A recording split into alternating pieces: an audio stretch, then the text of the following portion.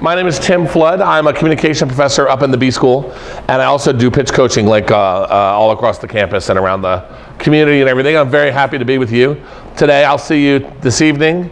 I'll see some of you for office hours tomorrow, and then I'm one of the judges on Saturday. So I'll be with you through the whole rest of the experience, more or less. We're going to talk today about perfecting the pitch, how to build from nothing into a pitch, and ultimately what we're going to do is we're going to talk about building a 1-minute pitch, right? Like a literal elevator pitch, and then building that out to something else. The more time you have, the more you just kind of shove in between the pieces of the 1-minute pitch.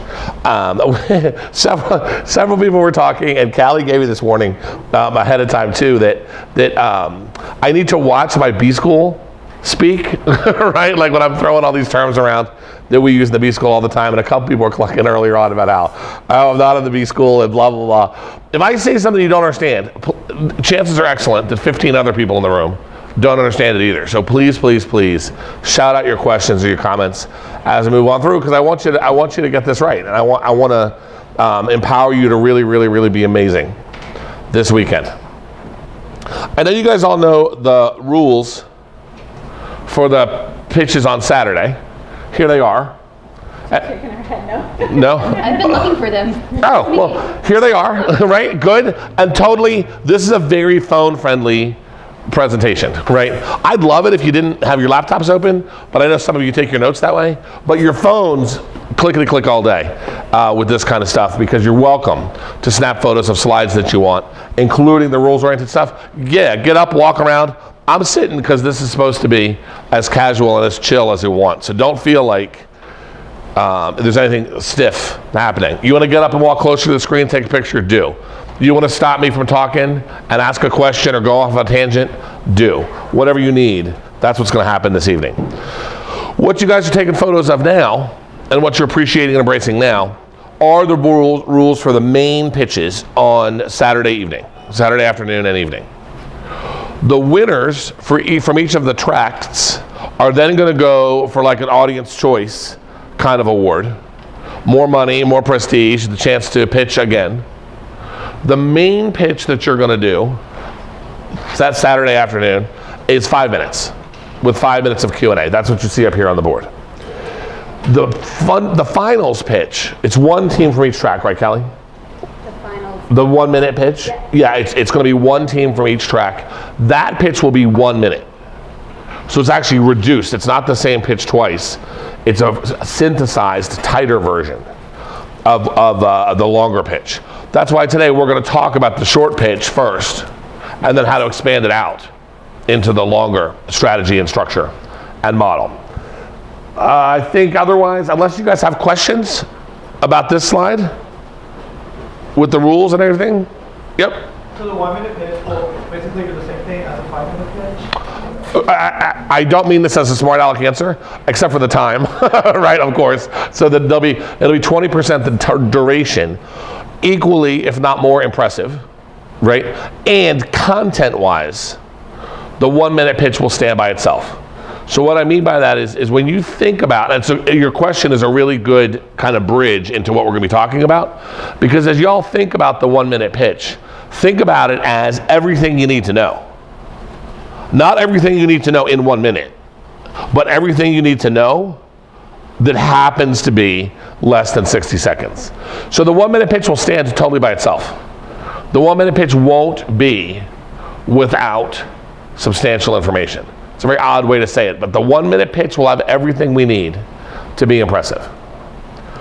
A lot of times, well, I'll allude to it today. What we actually do when I'm working with teams who are out, in the world, looking to do the same exact thing you guys are looking to do, we talk about a 15-second pitch.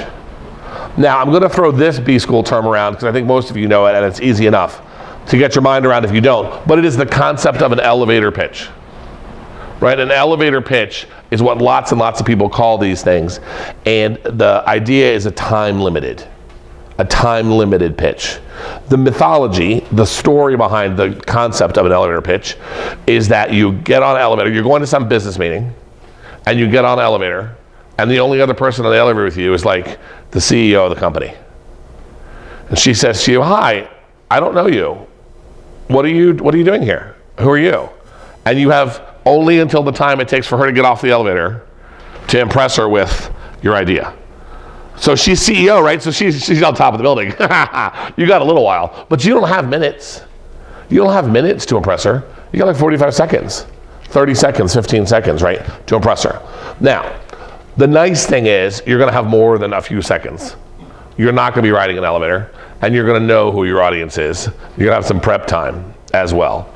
But the idea of the elevator pitch is fantastic because it means be ready to be very specific and very enthusiastic with little time and little preparation. Specific and enthusiastic are what we're going to target all day, forever and ever. Specific and enthusiastic.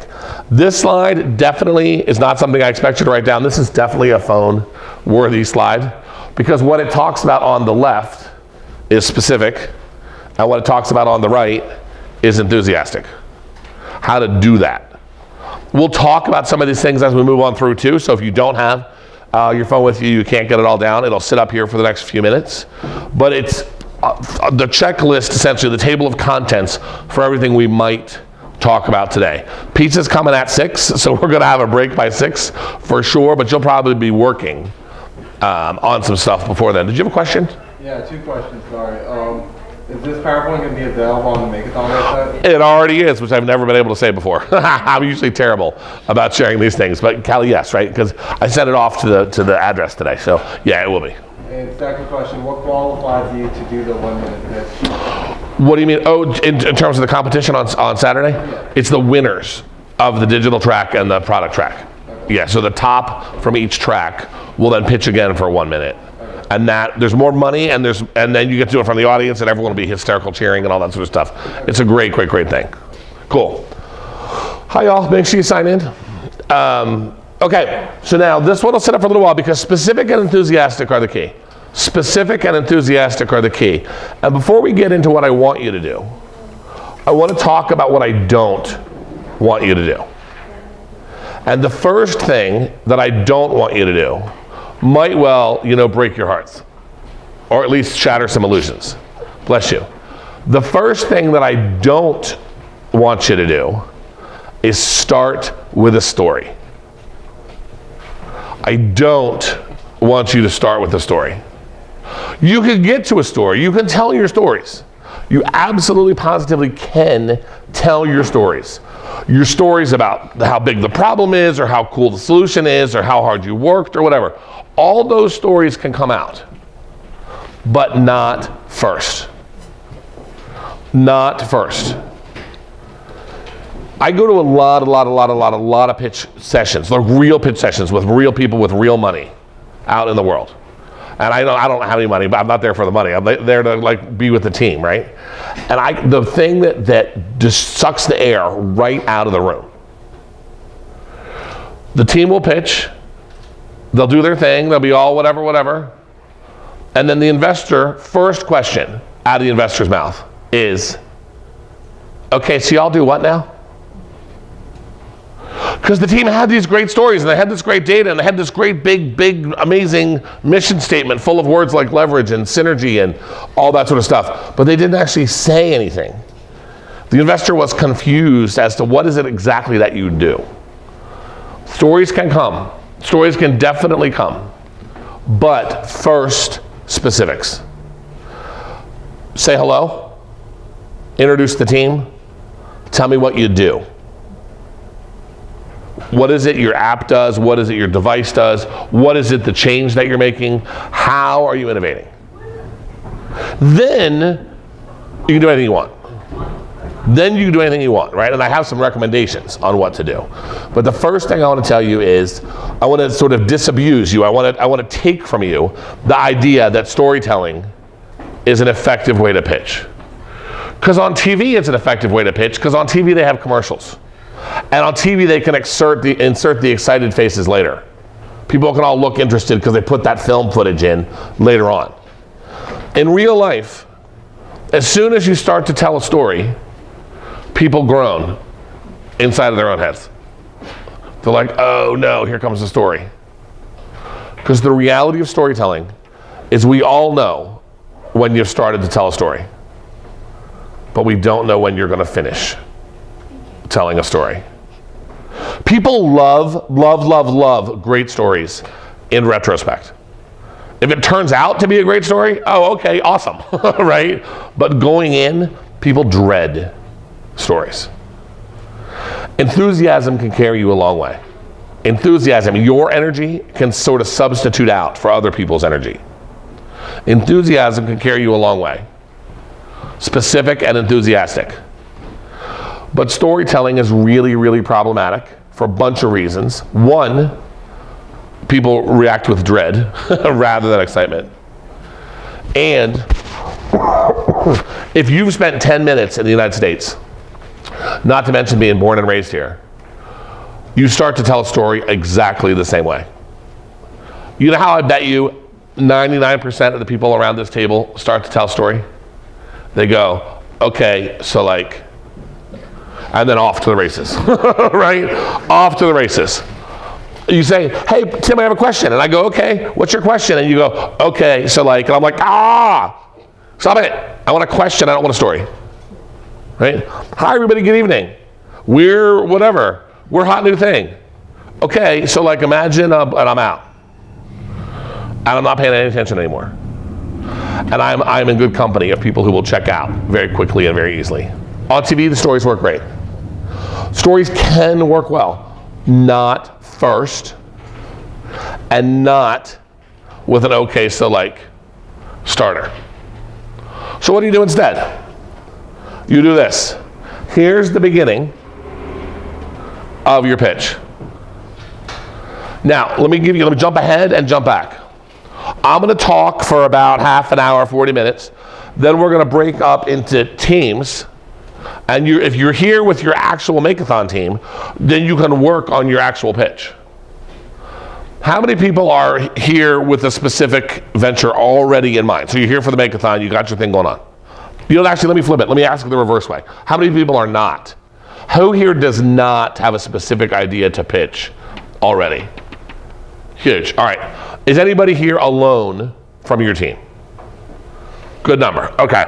We'll play it by ear. What we might do is group up and have you all help each other, or if you can just sort of think your way through.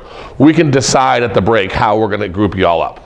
But we'll take a break. You guys will work for a while, and we'll have some people do report outs about their pitches and get some critique that everybody can learn from. So that's how the second half of the workshop will go. What you're going to do at the workshop, at the workshopping part, is you're going to start here. Who we are and what we do. Say hello. Introduce the team. Tell me what your function is. Don't dazzle me with your B-school words. Don't use a thesaurus. Just tell me, clear and specific and easy, what it is y'all do. How is your venture going to make the world different? What improvement, what change, what good are you seeking? Clear, obvious, functional, easy to understand. So that we're not even 10 seconds in yet, and already you've made it impossible or nearly impossible for somebody to say, okay, so y'all do what now? Then more. What you can see up on the screen, the where you're going and how we'll get there. In my own, just if there was in my world, and only one person lives in my world, but in my world, in Tim's world, there's still no storytelling. But where we're going and how we're going to get there, could be where the stories start. We'll refine that a little bit, but where we're going could be a world without the problem in it that you're targeting. Where we're going is a place where the improvement that you're advocating for, the change that you're making, the system that you're advocating for, the device that you're creating has done what it's supposed to do, and now things are better. Maybe a story is the best way to get through that. But the other thing about stories that you really got to be careful of is they take time. 5 minutes is not a lot of time. And if you get into a story and then all of a sudden you have an audience, people looking at you, all you do is you add like another little detail here and another little detail there. You practice Saturday morning Your story takes 30 seconds. And you're like, right on, this is a great story. Then you get up there Saturday afternoon, Saturday evening, you do your pitch. People are looking at you, they're smiling, you're feeding on all the positive energy, and you're like, okay, so it was like a dark and stormy night. And then I was all dressed like this, and she was all dressed like that, and da-da-da-da-da-da. And then all of a sudden the 30-second story becomes a 3-minute story. And you don't have any time left for the goods. Yes, I'm not telling you can't do storytelling, but clearly I'm not a fan, right? But maybe the dawn of a new day stuff. Walk me through how the world will be different when you do your thing, where you're going. Maybe the story is going to work there. Great. And how we're going to get there. How we're going to get there is that section is based around milestones. Milestones, accomplishments, right? In the B School, we talk all the time about milestones, which are accomplishments over time, showing how much money. In your mind, really, like imagine a timeline, like a dot and a string and a dot and a string and a dot and a string. This dot would say, finish the beta, develop the beta app, right? Develop the prototype by fall of 2019. And then it would say $10,000. And then it would say marketing campaign opens late fall 2019 and costs $50,000. The numbers don't matter, right? I mean, the numbers matter, but simple stuff. What you're going to do, when you're going to do it, and how much it's going to cost. I would say that for the Makeathon, as is true for most things, decent guesses are fine. No one's going to fault you for you couldn't possibly get that done in 6 months. That would take 10 months, right? If something's going to take 100 years and you say it's going to take 6 months, if you're like, oh, cold fusion, we'll have that done by the end of the workday. No one's going to believe you there because people have been working on cold fusion for like 100 years. They haven't figured it out yet, right? But reasonable guesses to get you done. How we're going to get there. That's the businessy stuff. Identify the team. Tell me very clearly, crisply, easily what it is you do. Then let's get big. Where we're going. What's the change? What's the thing? What's the big solution? The big payoff? The big change? The big revolution, evolution, whatever that's coming. And how are you going to get there? Bless you. Then we move in here. Right? These points are how you keep the audience engaged. These points are specific. These points are enthusiastic. All we're coming back to over and over and over again is specific and enthusiastic. The previous slide, specific, what's your deal? Who are you? What's your deal? Where we're going? How are you going to get there? Enthusiastic means big energy. And you know exactly what enthusiasm is. Enthusiasm is Carolina Duke game is 10 days away, right? Yeah! Scream and holler, scream and holler, scream and holler. But this is a professional situation. You're going to be nervous, of course you are. You're going to be tired, of course you are.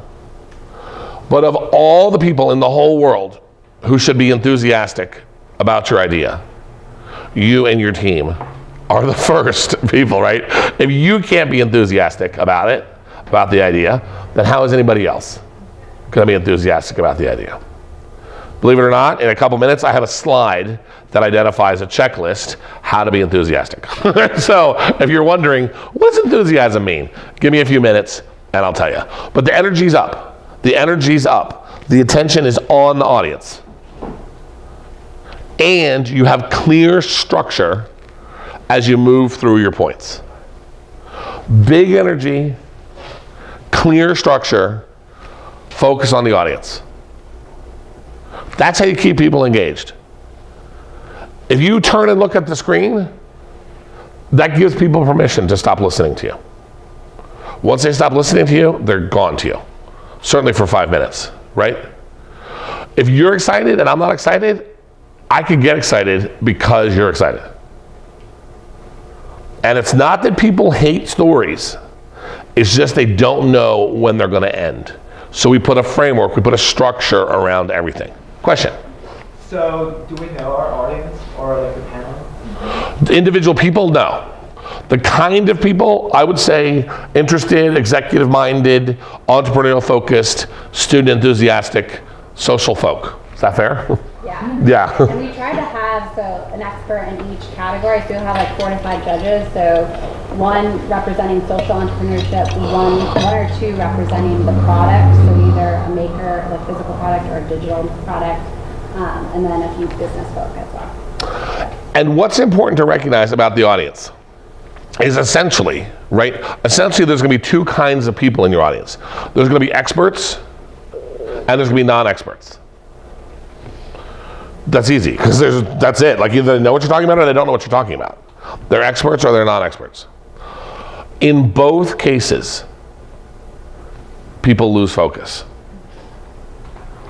Non-experts lose focus because they don't understand. They have to learn as you're talking.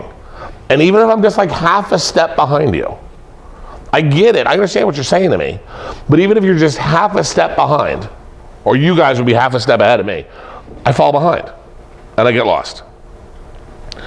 Experts stop paying attention because they think they know where you're going. They finish your sentences in their own minds. They're like, oh yeah, I know what this means. That may or may not match with what you're saying, but they think that it matches with what you're saying. And in both cases, you lose attention. Experts get ahead, non-experts get lost. Everybody benefits from this. Everybody benefits from this. Since we're talking about experts and non-experts now, before I jump on to the next slide, let me tell you what the single most powerful tool in all of communication, in any circumstances, is. The single most powerful tool in any kind of communication, in all circumstances.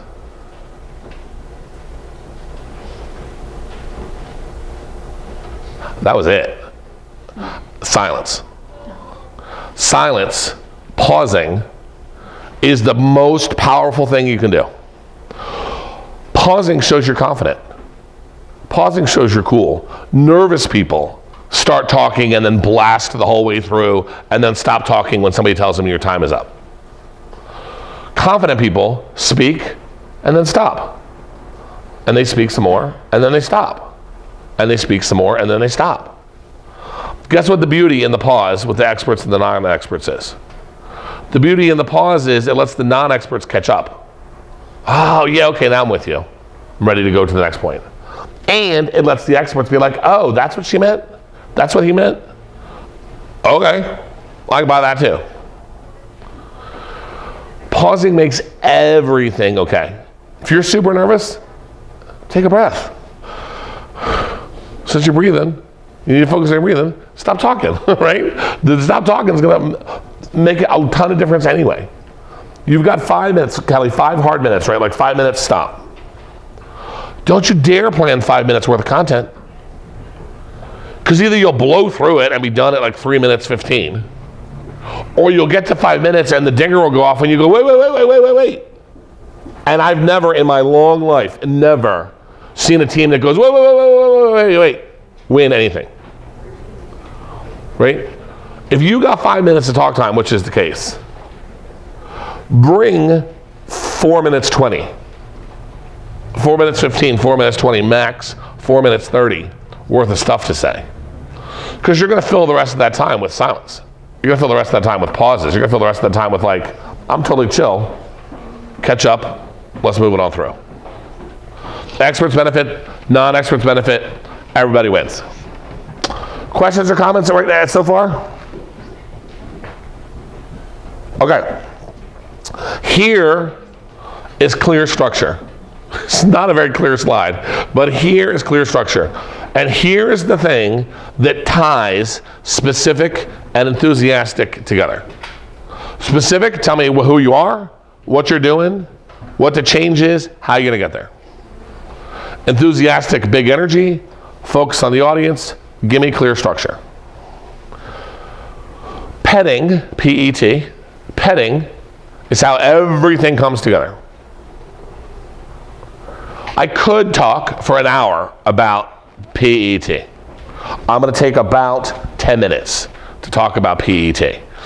It might seem like a long 10 minutes, but if you check out because you're tired of listening to me, remind yourself, write down right now, that pausing and petting accomplishes every goal. Every goal. Enthusiasm, structure, specifics, energy, audience, focus, nervousness, everything. Pause and pet, pause and pet, pause and pet. Let me explain the acronym to you. Talk to you about the million ways that it's awesome. Then I want to hear from you about some of like what your plans are to pitch. How are you going to work? Like if multiple people are going to speak, for example, if you're going to have slides, when and how you're going to show your prototype, all those kinds of things, pause and pet are going to make all that stuff work out. The acronym, as you can see on the slide, it stands for preface, explanation, and takeaway. And that last one's totally a B-school word, right? It's totally a B-school word. I'll explain it to you in just a minute. Preface, you know what a preface is. A preface is just like it's telling me what's coming. When you're making your points, you start your presentation with who we are and what we do. Then you're going to make whatever points you want to make. As you go through each point, the first thing you do about each point is tell me what point you're about to make. You say, first, let's look at the numbers. And then you talk to me about the numbers. And you finish all that up and you pet that point. Then you get to your next point and you say, secondly, let's look at the social impact. And then you talk about social impact. And then you say, thirdly, let's look at the team. Like whatever points you're going to make, individually for each one, step number one is tell me what the point is. And you don't have to be flat and boring. Sure, you can say, first, let's look at the numbers. That's a preface. That totally gets that job done. But you can also say, I am so excited to talk you through these numbers. Because now I'm more excited about numbers, right? You could say, we've spent years and we've got airtight, rock solid numbers. You don't even have to explain anything to me yet and I'm already persuaded, right? Because you use some finesse around the P's, around the preface statements. Can they just be next? We're going to look at the community impact? Sure they can. But why not put some spin on there? Why not put some flavor in there? Because specific and enthusiastic, right? Preface, tell me what point you're about to make. If I'm an expert, I can be like, I get it, I'm in there with you, no problem. If I'm a non-expert, I can know right ahead, numbers, really gonna have to pay attention to this because numbers are not my thing, or whatever, and people focus in. Then you talk us through. You do the explanation. You show us the Excel spreadsheet, or you say it's going to cost this much, and we're going to make this much, or you say we need this much for software development, so much for staffing, and whatever your math is. Whatever your math is, you walk us through. You explain to us the numbers. Preface, explanation, takeaway. Tell me we're going to talk about the numbers. Talk all about the numbers. Then, here's the kicker. Tell me why those numbers are important. Let me define takeaway for you and then come back to my numbers example. What a takeaway means, what that term means, is a statement of, a sentence of, right? A declaration of, a statement of impact, outcome, value, or actionability. So you can say, if we do this, then other people can do something else. If we build the foundation, then 1,000 people can take it from here. That's an impact statement. That's really more an action statement. They all kind of blend together. You could say, we need to do this because it's the right thing to do. That's a value statement. You could say $1 million might sound like a lot of money, but it could save 500,000 lives. Right? That's an impact or an outcome statement. And you tell me, what is the deal? Because, for example, for the Make-a-thon, it's a different deal, right? But in life, if you need $1 million for something, by itself, I don't know if that's a lot of money or a little bit of money. If you want $1 million from me, that's a lot of money. right? If you win $1 million from the Bill and Melinda Gates Foundation, they give away 10 times that every day. They'll be like $1 million, sure. They won't, they won't just give it to you, sadly. But $1 million to them is nothing, right? $1 million to me is a big deal. You say, can I have $1 million to go to school? I'd say, no, you don't need $1 million. That's moronic that you need $1 million to go to school. But if you say, can I have $1 million to run the University of North Carolina? I'd say, you have no idea what you're talking about. It costs billions of dollars to run the University of North Carolina, right? So you tell me what's important about the point, and now we can match. Remember about experts and non-experts, right? Experts jump ahead, and non-experts get lost in the explanation. Everybody checks out during the explanation. Then you tell me, here's why this point's important. And the non-experts can go, oh, I didn't really understand, but I understand why it's important. I'm not really a numbers guy, but she said, these numbers give us a clear green light to go ahead. So somebody later asked me, how was that presentation? I said, it was great. And they go, how are the numbers? And I go, oh, those numbers give us a clear green light to go ahead, right? I didn't understand all the calculations that you did, but I understand what you told me, which is let's go. The takeaway gets the non-experts up to speed. And the takeaway double checks with the experts that we agree. The Q&A during the Make-a-thon will come at the end. You'll do your 5 minutes uninterrupted, and then you'll get Q&A. In real life, as soon as somebody disagrees with you, they ask you a question, right? When you give a takeaway, when you say for $1 million, we can save 500,000 lives. If somebody in the room disagrees with that, right there they're going to ask you. And then you answer the question, and then they're satisfied. Right? They don't have to think the whole time, this is so stupid, you can't save 500,000 lives for $1 million. They'll just ask you the question, and then you'll explain to them how, and they'll be like, oh, who knew? Now I know. The only way this works is with takeaways. If you tell me what you're making of that point, why do you think that point's important? What do you think that point says? What do you think I'm supposed to understand about that point? Every single one. Tell me what you're about to talk about. Do all the explanation. Tell me why that point's important. Over and over and over again. During the workshopping part of today, what you're going to come up with are your P's and your T's. Not all your explanation, just the points you're going to make and why those points are important. That's it. Because let me tell you something. What's the difference? This guy's been great about asking questions. Asks the question at the very beginning. What's the difference between the 1 minute pitch and the 5 minute pitch? The 5 minute pitch has explanation. The 1 minute pitch does not. The 1 minute pitch is the top row, the top box, plus a bunch of P's and T's, 1 minute out. The 5 minute pitch has the beginning, all the same P's and T's, and adds explanation in there. Puts detail in there. In 1 minute, you can't detail anything. You could say, though, we put a lot of thought into the costs. For the amount of money, for the number of lives we're saving, the cost is trivial. That's a P and a T, and no explanation whatsoever. P, we put a lot of thought into the costs. Could you talk for an hour about all the work you did around the numbers? Sure you could. Do you have time in a minute? Nope. In a minute, you just bottom line it for me. You just say, for the number of lives we're saving, the cost is trivial. We also looked at the social impact beyond human life.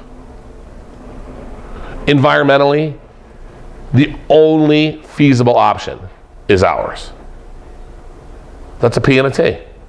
That's it. Next, environment. We're the right way to go. And then you move on to something else. Could you talk about all these points? For seconds, for minutes, for hours? Of course you could. You don't have the time. How many of you are going to actually present, not today, but on Saturday, are going to present in teams? The actual speaking part will occur with more than one person. Like half. I mean, yeah, okay, around half. There's no upside downside. There's no inherent advantage to one or the other. But what I want to talk to you about, let me just do this. We'll show you all the slides, I promise, in a sec. Here is a checklist for how to be an effective speaker. Pause and pet is how you make all your points. Pause and pet also, we'll come back to these two. Pause and pet also helps you manage multiple speakers. I make a point, I preface it, I explain it, I give the takeaway, and then I pause, and the next person gives the preface, her explanation, her takeaway. She does a couple points, then it's my turn again. At the last pause for her thing, I start talking. What stage? How big is the stage? Like, is it a big space or a small space, or? So the first set of presentations will be in a classroom that's like Yep. pretty small. Yep. And then the second set for the floor will be in front of an audience. Awesome. So like those Murray classrooms that are right there. Yeah. So you guys, it's a regular classroom sort of setup in the first place, which means, especially in Murray, the ones that I've seen where they're not very deep, but they're wide, right? But certainly there'll be enough room, maybe, if you want to, and we'll talk about this in a few minutes, maybe you want to, maybe what I do is I come forward and I talk about my point, and then I stop talking, and then she comes forward, starts talking about her point, and I back up. That happens in the pause parts. That happens in the in-between. Whoever's talking, front and center, total command, total control, tell me the point you're about to talk about, explain that point, tell me why that point's important. And then in the pause, in the in-between, a million things happen. You definitely take a breath. Because the only reason why your stomach feels upset is because you're not breathing properly. The only reason your hands are sweaty is because you're not breathing properly. The only reason dude's like, it sounds like puberty again, is because you're not breathing properly. All nervousness is a byproduct of oxygen deprivation. When we have more time, maybe over pizza, we can talk about that. But for now, just trust me. I have a PhD for a reason. I have a PhD in breathing. I have a PhD in breathing. And so I'm telling you that all nervousness comes from oxygen deprivation. If you stop talking, and your hands will stop sweating, and your butterflies will go away. And you'll let the experts know what you're talking about. And you'll let the non-experts catch up. And you'll let everybody else know that the one point's finished and another point's starting. And maybe in that same silence, you'll back up and she'll walk up. Or you'll click a slide, or you'll do anything that's going to change. That all happens in the in-between. That's why pause and pet makes everything work. I'm going to stop for questions, and I'm going to show you the other slides that we skipped, including the effective public speaking one. But right now, I want you to think about, I know you're a couple days away, but think about the presentation you're going to give. Think about the problems in it, the obstacles, where things might go wrong. You know, clicking the slides, or handing off a microphone, or who's going to stand where, or how is she going to get attention when you had attention, or any of that sort of stuff. What obstacles do you see? What obstacles do you want to talk about? What problems do you want to make sure we can avoid? You ask all your questions. I guarantee you part of my answer is going to be pause and pet. And then something else, right? So I won't just keep saying pause and pet, pause and pet, pause and pet. All problems, all changes, all shifts, pause and pet. What questions do you have about the presentations you're going to be giving from what we've talked about already? Yeah, right here. This must be for her as well. No, bring it on. Yeah. Oh, from Callie as well, too. Good, okay. I was wondering if we're expected to do a demonstration as part of the presentations. It's a great question. If we are, how would you recommend integrating that? So, do you want to jump in? Sure. Yeah. So I would say yes, because product is 25% of your grade. So if you can out of all show your product, if it's too, like I know someone's making or refurnishing a sofa, so that might be too big to bring in the room, that you could take a photo, you could do a video, any way that you can show your product, I would suggest doing that. Yeah. Absolutely. And all I'm going to say is yes, exactly what Callie said. Let's say you have a thing, like a 3D printed thing, right? Well, when it's your turn to set up, bring it in and put it wherever is central, that's solid and stable, right? Like put it in a place where we can see it, but we're not going to be distracted by it. And then when it's time to actually show us the demo, say, now my friend, whoever, is going to come up and she's going to show you the demo. You step out of the way, she steps up, she picks up the demo, and she does this, and she shows you whatever is supposed to get shown, and works like this, and zap and pow, and whatever else happens. Or you've got slides, and none of this is obligatory. You have to do what can be most persuasive. You don't have to have slides, but if you do have slides, maybe the first slide's black. So you get in, you load a slide deck, the screen's just up there black the whole time. Looks like this. And then you say, now we want to show you how well we've reupholstered this sofa. You click, boom, up comes this ratty old piece of crap that no frat daddy in the world would sit on. And then you go, and then 3 days later, and then you have this beautiful leather studded amazing thing that like the rich folk would pay $1 bazillion for. And then you got a black slide. And you go, now we want to talk to you again. Right? Pause and pet. That is to say, don't rush to the demo. Don't click frantically through the slides. Don't unfurl a poster. Don't draw me something on the dry erase board without framework. Say the process sounds really complicated, but basically, if I can explain it to you on the dry erase, walk over, grab a pen, draw this, connect them together, tell me what's up. Pause and pet. Can I add something real quick? Yeah, of course. So for the late stage teams, it's more about progress on your product. So you might want to show before and after too, because the judges will be considering that. Early stage teams, it's mostly just product. So. And yeah, and what do? You pause and pet. Let me show you the before. This is the deal. This is what you need to notice. This is why it was especially a challenge, or what the flaws or faults were. If you look really closely right here, you'll see where the electrical fire was going to start, right? And then she's going to walk you through, and she comes up with the insulation, and she says, now, this is a wire coated in such a way it'll never catch fire. Pause, pet. I'm going to talk to you about the before. Here's what's all wrong with it. This is what the problem was. Pause. She's going to come up, say, here's the innovation. It's better for these reasons, and it'll never catch fire because of this. And then you're taken away all the way through. Other questions? You had a question, Ace, as well, yeah? Yes. First of all, how are we going to be broken up for the 5-minute pitches? Are we going to be divided into like digital, starting, digital advanced? Okay, so we're going to be into these different classrooms. I know some groups are bigger than others. Like I know for digital, there are only like 3 teams that are advanced and everyone else is early. So when it comes to a big group like that, and are we all going to be crowded like in the classroom when we give the presentation? So can kind of answer this. So we're trying to see the intention to compete forum is due tomorrow at 3 p.m. Mm-hmm. So we don't know how many are each track quite yet, based on who fills out that form. But we may be splitting. So like early digital has 20 teams. So we're definitely going to split that track into 2 different rooms. And you'll come in on Saturday during the first 10 to 15 minutes. We'll give you the schedule. So you're only going to be in the room with the judges, not with any other teams. So you come during your allotted time slot. Okay. But we'll give you that during the welcome, and then you can go and come during those 2 hours. And then you'd have to be there during the last hour and a half. Okay.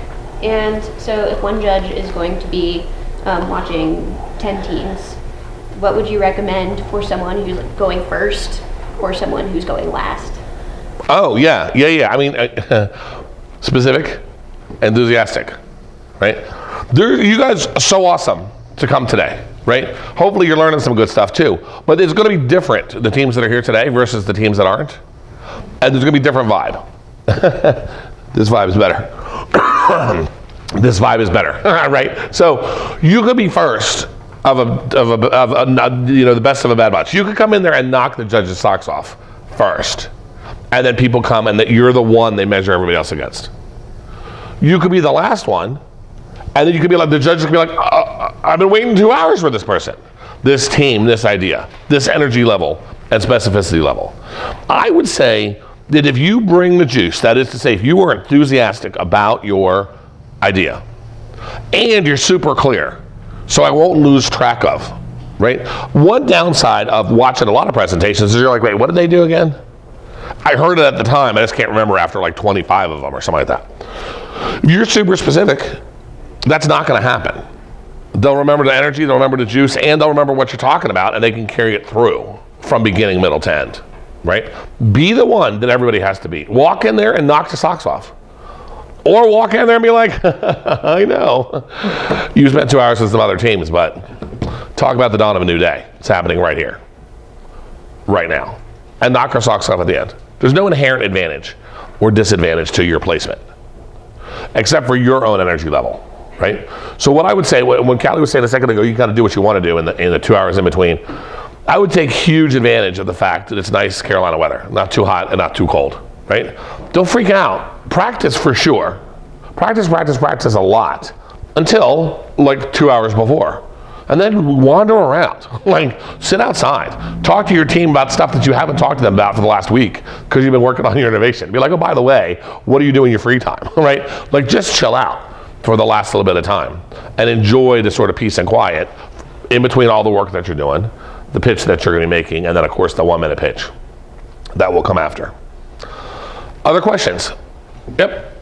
So in any group, there's normally at least some people who are not as comfortable speaking in public as others. Yeah. In a pitch, kind of how do you take those people who maybe not be as comfortable speaking, especially in a short pitch, if they don't want to speak? Is there something that you do so they don't just seem awkwardly standing there? Yeah. What do they do? Pause and pet, right? Because I've never in my life, honest to God, I've never in my life met anybody who couldn't be an amazing public speaker with coaching.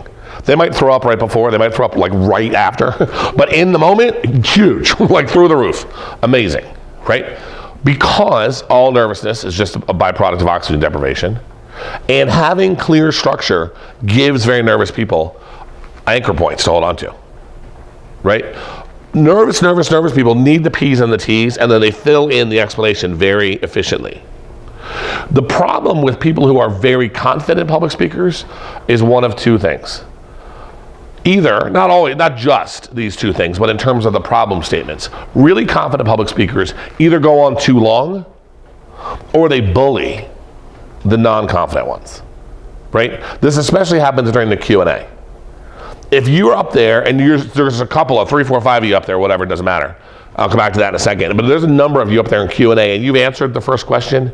You don't get to answer another question until everybody else on your team has answered a question. Because if you answer all the questions, you might be thinking, oh, aren't I saying I am the sharpest knife in the drawer? I'm the coolest kid around. No, what you're saying is you're a terrible team player. You're terrible at working with other people because you won't let anybody else get a word in. Specific and enthusiastic, right? All that said, I don't think there's any obligation for everybody on the team to present. In terms of the Makeathon Saturday, if somebody doesn't want to present, don't force it. Succeed at the Makeathon, go from there, and in the next stage stuff, bring that public speaker up to where he needs to be, where she needs to be. With that being said, the Makeathon is like really about team formation, so I think it will look a little bit better optics-wise to have more than one person speaking and have your team there, just because that is something we're stressing as part of the Makeathon. And pause and pet, right? If you want to, if you have a team full, there's 25 people on your team, and 2 of you are speaking. Well, you know what, maybe you're gonna have a single slide that just has all those beautiful faces, smiling, working on your thing in the middle of the Makeathon. And maybe you're gonna pet your point, you're gonna say, now I wanna introduce you to the team. Callie and I are up here talking, but we represent Click, 10 really amazing people who worked really, really together. They're here with me in the front row. They'll be allowed to be in the room, even the non-speaking, right? The non-speaking members of the team, they're here with me in the front row. And before we do anything else, I just want to applaud everybody's effort. Huge, huge, huge. Because whether or not this is your greatest idea or your worst idea, this is not your last idea.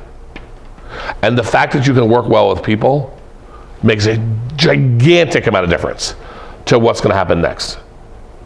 The fact that you get up there and you do the whole thing by yourself and you're like, it was me, and I, like, not winning, right? You and yourself can go home and have a very nice time. So that's going to work out. Now, One of the Ariel, can I ask you a quick, can you flip the lights on? One of the social media challenges was Yeah. to post a team personality photo, and there are a lot of Oh, right on. use that when you're introducing your team. So are some really funny ones. That's a fantastic idea, right? Because that's specifics and enthusiasm all at once, and teamliness and boom, boom, boom. Are you raising your hand in the back? Question, comment? Okay, here. Yep. So I was going to ask, if you have like a super technical product that's kind of hard to connect to a human element, how do you keep it enthusiastic for a non-expert? Well, enthusiastic is different than, well, if it's super technical, that's a specifics problem. That's not enthusiastic's problem. And I mean this, I'm not talking to you, I'm talking to everybody, and if it applies to you, it's a compliment, right? I have seen like some of the nerdiest people of my life get so excited about something. I'm like, I don't understand a word, but dude, I am in. Like, if you're this excited about this little widget, it's got to be amazing. I don't understand it. I don't get the whatever you're talking about, but enthusiasm can carry a long way. If you say, well, what it does is it steps down the amperage of something, okay. But if you say, but you know what it does? It like steps the amperage down, and then all of a sudden, electricity is available to everybody. I still don't understand it, but I get it. Like, I'm taking it with me because of the enthusiasm stuff. And I don't think there's anything so technical that you can't be enthusiastic about it. I mean, I've seen engineers they're like, you would not believe the torque of this wrench. Oh my God, it changed my life. And I'm like, in my mind, I'm like, good for you, dude. I'm like, not my thing, but good for you, right? Enthusiasm can go a long way. Now, specifics, P's and T's. And you can always say, the next part's really technical, so we're going to go really slow. Or the whole process will blow your mind. We have to focus in on just this part. Stuff like that, to take like the whole mess of technicality and break it down to, energy over time equals something else, like that. Yeah. Other questions? Yep. When you say who you are, is that just my name is, or this is what I study, or what? How do you? Oh, yeah. It's a good question. I think the answer to that question is more a factor of time than it is a factor of credibility, right? So what I mean by that is you don't have to prove yourself. You don't have to say I'm Tim and I'm a third year music major, and we're going to talk about pianos today. Because you're in the Makeathon, like the idea is just innovation and ideation and inspiration and all that sort of stuff. I don't think you need to spend a lot of time on credibility building. So it might just be, I'm Tim, this is Ace, this is her, this is us, boom, boom, boom, along. But energy and enthusiasm. The first words out of your mouth need to be big. And if you need a little padding to be big, if you just go, I'm Tim and this is Callie and that's Ariel and that sounds flat and boring, we got to beef it up somehow.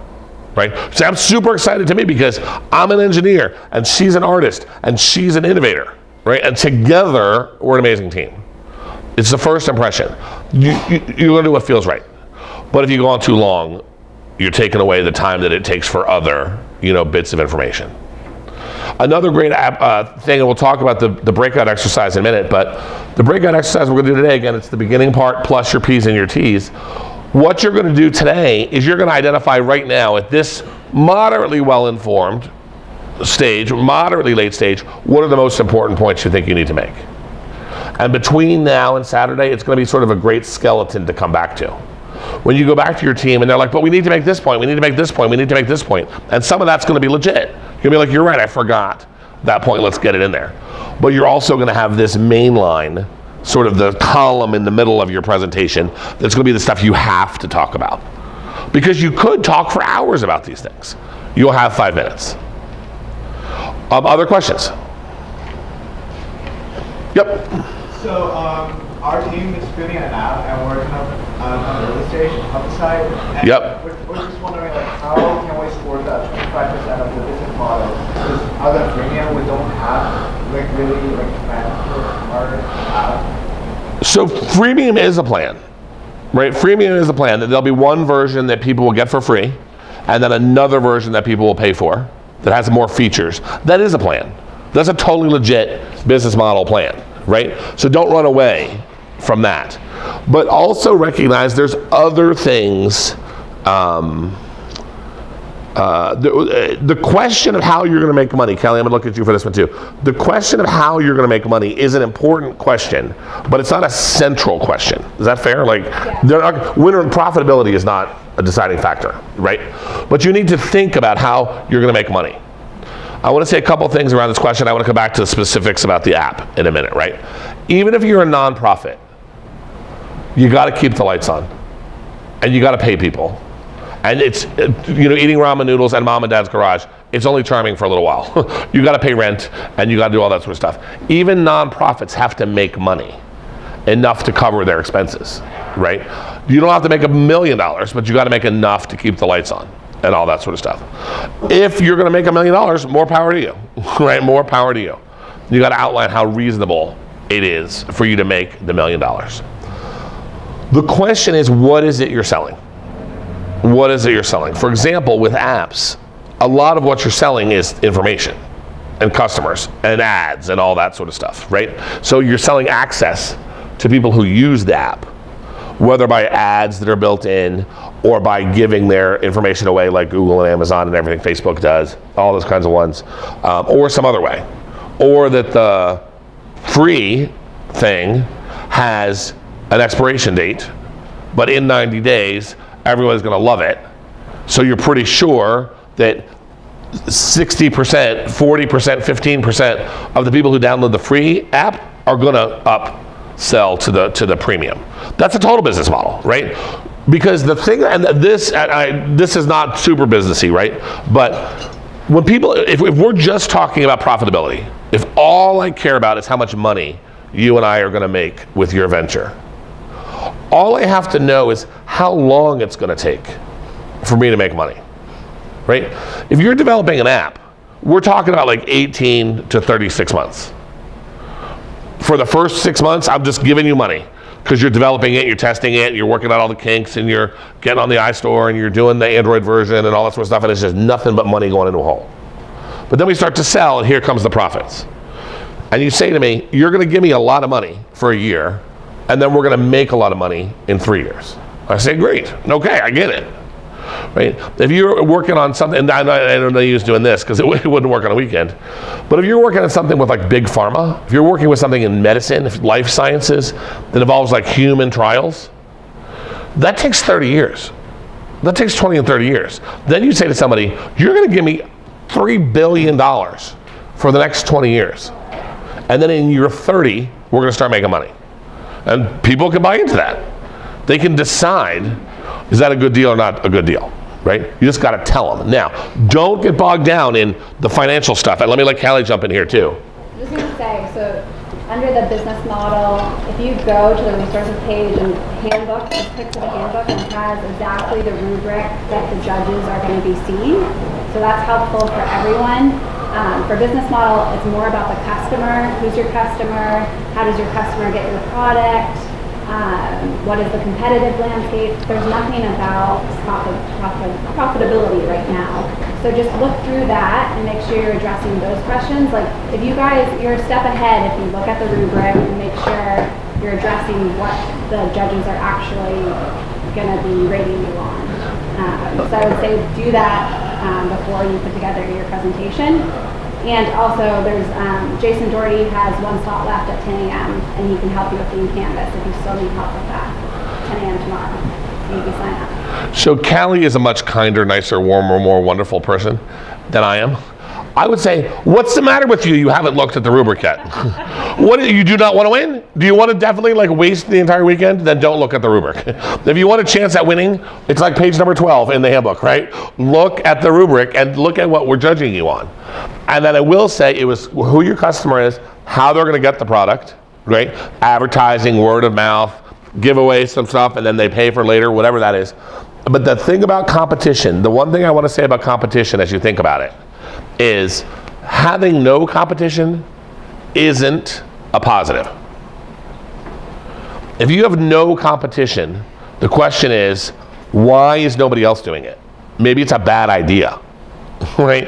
If you have some competition, the question is, how are you going to be better than them? If there's lots of competition, the nice thing is you can just build on it.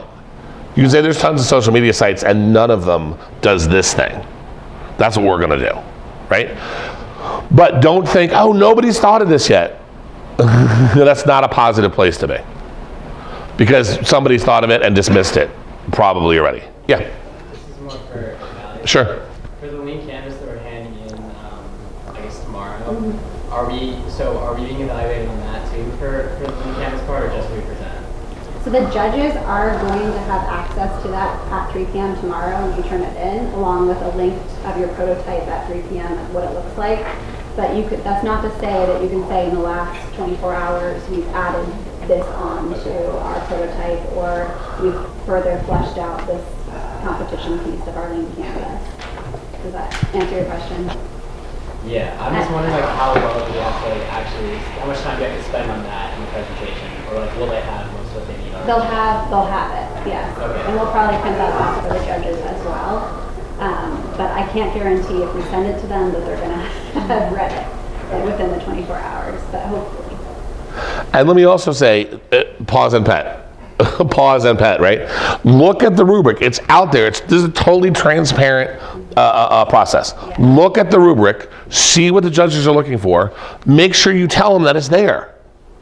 Say, now we're going to look at the customer, how we're going to get them, how we're going to keep them, and how we're going to make money off of them. And then on the check, we're like, check, check, check. How do I know you covered that? Because you told me you covered it. Don't tell me some big giant story about imagine a turnpike with a billboard and squawk, squawk, squawk, because I don't necessarily know that has anything to do with customer. Pause and pet. Tell me what's up. I would say focus on the parts of the lean canvas that the judges are scoring. Yes. They're focusing more on the early stage, like customer and competition, and not on the later stages of the lean canvas. So, I mean, it'd be good to have something in all the boxes that focus on the ones that they're actually scoring. Awesome. There were a couple other hands went up. Who else had questions? Here. Here, thank you. Yeah. So say that okay, so we're in the digital track. I'm trying to. Yep.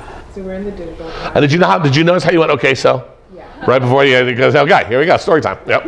We're in the digital track, and essentially that's not our main solution to the problem that we're addressing. That's an avenue. Oh, okay. Like it's clothing as well. Yep. So that's an avenue to address the issue. Yep. How do you bring that up in terms of presenting to the judges, being that you're going to talk about your solution, Yep. and then have to introduce what we did for our digital product, which is a site. So let me give you a basic answer, right? And then you see if it fits. And if it fits, great, we can talk some more later. And if it doesn't fit, we'll talk some more right now, right? Because guess how it's going to start? Pause and pat. Pause and pat. You come out, you tell us who you are and what you do, and then you say, you're probably asking yourself, what are we doing on the digital track? Or you say, let me tell you how textiles and clothing qualifies as digital. And then you tell me. And then you say, it is a play that works on many levels, but the digital component is the most important. That's petting it out, right? And then you move on through. The one thing we didn't talk about today, and don't worry about it because it can be a big burden. In 5 minutes, it's an optional thing, but you can have an agenda. You can actually come out and say, hi, this is us, this is what we do. Here's a list of all the points we're going to cover. And then in there, it could be the basis of our idea, why it counts as digital, how we're going to roll it out, and you just list the whole thing there. Better to sort of address the most pressing issues. Like if you know you're going to get some heat about why are you in digital, rip the Band-Aid right off. Just come right out there and be like, here's why we're talking to you, right? Big smile, confident, enthusiastic whole thing. Just tell us why it makes sense. Or you can let us know that rationalization is coming. It's like your fourth point because you just list all 5 points you're going to cover up front. Don't everybody worry about an agenda, but if you do have some stuff that's coming, like we need to understand this part before we can really get this part, then an agenda is very valuable. And you just let us know all the points are coming. An agenda is nothing but a list of the points you're going to cover, like the outline for the whole story. Other questions? All right. Ace, got a question? Oh, yeah. Yeah. We haven't talked a lot about the Q&A. What is... Yeah. All right. So Callie helped me with the clock and the pizza, right? Should be here. Let me tell you, everybody. Muhammad asked before, you can have the slides, and we are. Let me tell you what the rest of the deck is, just so you know it's here. Then we'll talk until the pizza gets here. Now here's what we're going to do. I'm going to show you the slides. I'm going to remind you of the breakout activity. When the pizza gets here, we're breaking out. Right, that's when that's going to stop. You'll get some pizza, you'll get into your thought processes, and you'll work up the breakout stuff, and then we'll reconvene. So let me talk to you about the slides. Let me remind you of the exercise.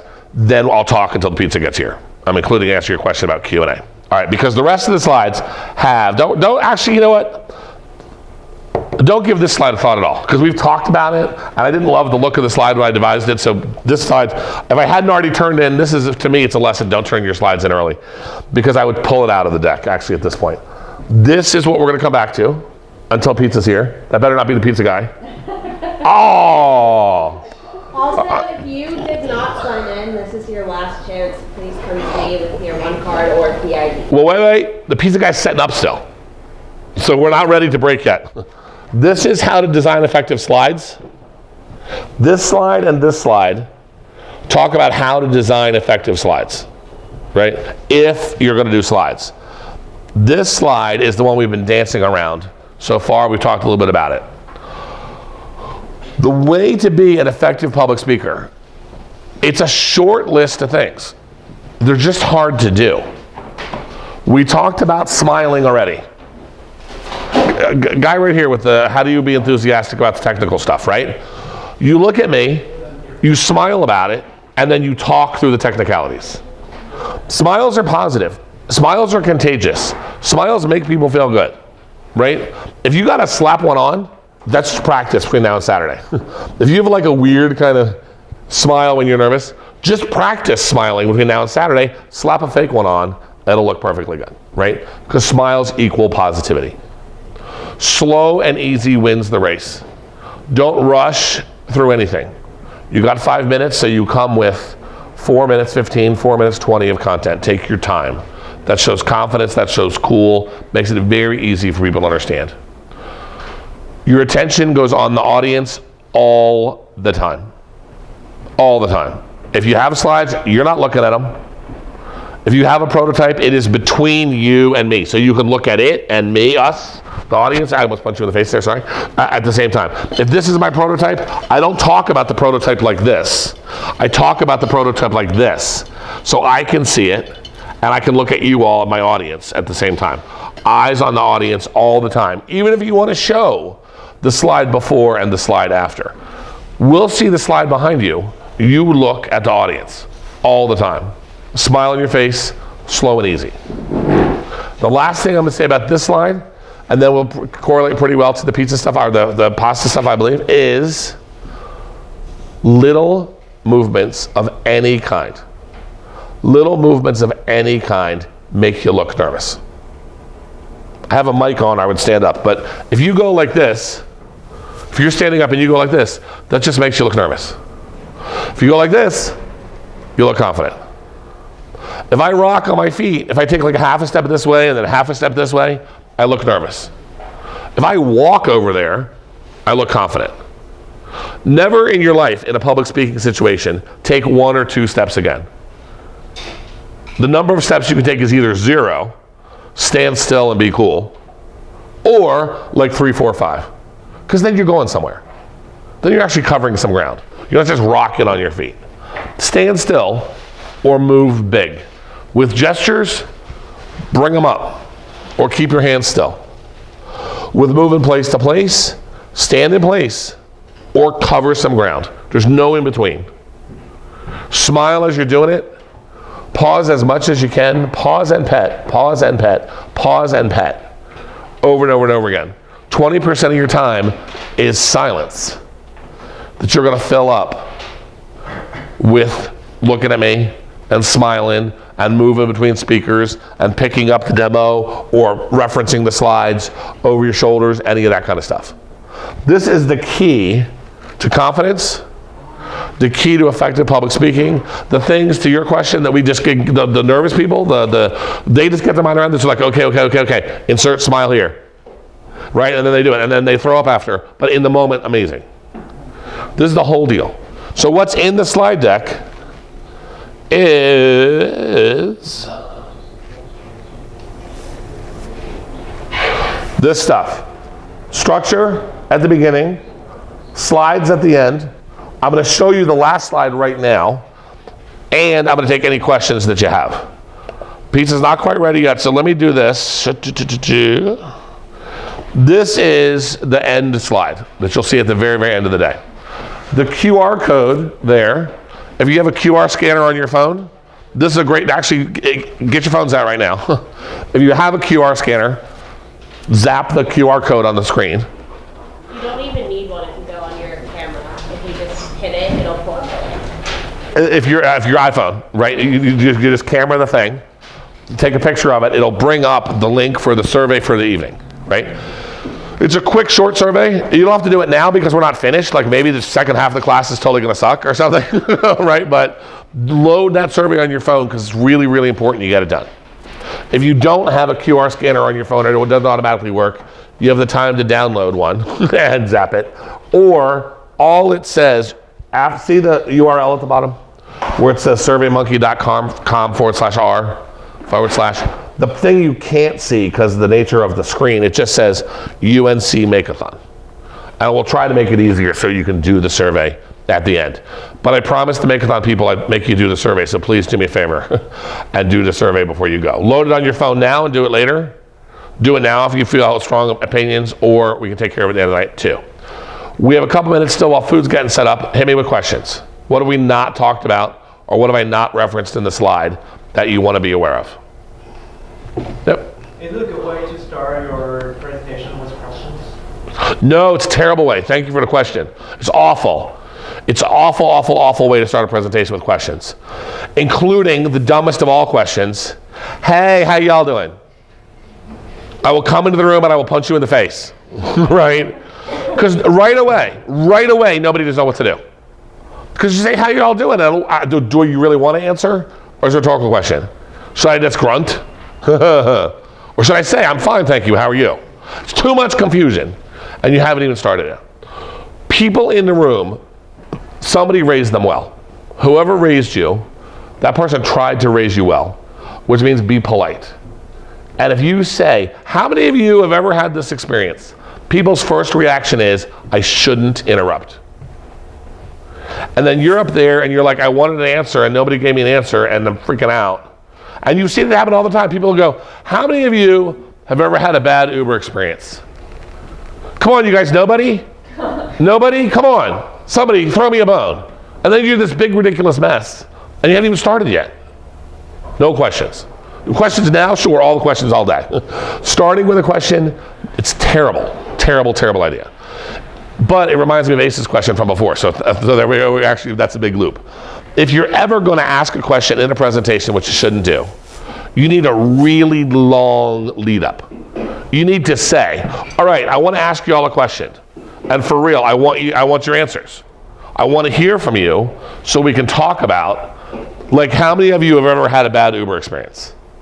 And then with all of that, people will answer. But if you just go, how many of you had a bad Uber experience? You're going to be up there feeling naked. And, you know, that's probably not your thing. So we're going to move on there. But now, Ace asked, how do you handle questions? I don't have a slide for this, so this is something you're going to have to write down. There's 4 steps to answering a question. And you only need 3 in the Makeathon. Because I'll tell you all 4 steps, but the checklist for handling questions assumes that somebody might ask you the question in the middle of your presentation. Right? Thank you, guys. You're welcome. Have a good night. You too. How do you answer a question? Number 1, you validate the question. You say something like, that's a great question.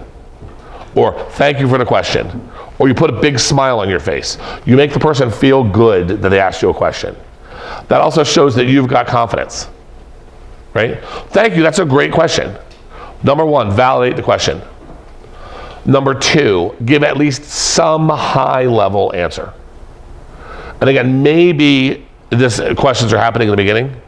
Maybe you don't have all the details, but you have some high-level answer. You don't have the time to go into all the details, but at least you can say yes, no, $6 million, 18 months, 500 people, whatever. Give a high-level answer. Number 3, you guys are not going to need in the Makeathon, because you only have one choice, but I'll tell you what number 3 is normally. Number 3 is detail or defer. In life, outside of the Makeathon, you can never, never, never just defer on a question. If somebody asks you a question and you say something like, You know what, we're gonna get to that. I say F you too, right? I asked you my question now, I want my answer now. Don't defer in life. But if you say, well, it's a great question, the high level answer is $6 million, and I've got some slides that work it out in a little bit, now everybody feels good, right? But in the Makeathon, you're gonna validate the question, you're gonna provide a high level answer, that's like the preface. Then if you have the time, you're gonna detail the answer.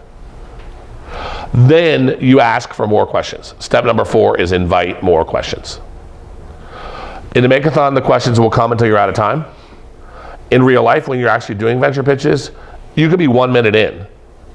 If you have an hour-long meeting and you're 1 minute in and somebody asks a question, it's Q&A time. And you just take questions until there aren't any more questions. And if that hour goes by and all you did was answer questions, and you're like, but I had this great slide I never got to. Nobody cares. Because everybody walks out of that room knowing that you answered every question they had. And everybody feels good about that. Also recognize that stuff at the beginning, the high level answer and the validating the question, gives you time to think.